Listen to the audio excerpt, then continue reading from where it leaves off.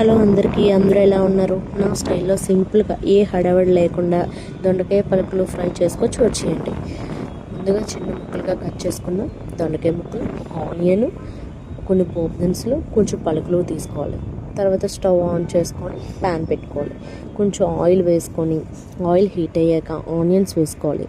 Onions కొంచెం golden colour వచ్చాక కొన్ని పోపులు తీసుకున్నాం కదా, పోపులు కూడా వేసుకోవాలి. పోపులు వేసుకొని అవి కొంచెం ఫ్రై అయ్యాక పలుకులు వేసుకోవాలి. పలుకులు కొంచెం ఆయిల్లో ఫ్రై అయ్యాక మనం చిన్న ముక్కలుగా కట్ చేసుకున్న దొండకాయ ముక్కలు కూడా వేసుకొని అవి ఒక్కసారి కలుపుకొని మగ్గించుకోవాలి.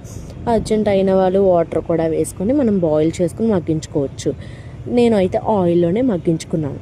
అవి మధ్య మధ్యలో కలుపుకుంటూ ఉండాలి. మనం ఫ్రై కదా, అడుగు పడుతూ ఉంటుంది. తర్వాత కొంచెం గోల్డెన్ కలర్ చేంజ్ అయ్యాక కొంచెం సాల్ట్, కొంచెం కారం వేసుకొని ఒక 5 మినిట్స్ పాటు ఉంచుకొని మనం డిష్ అవుట్ చేసుకోవడమే. అంతే.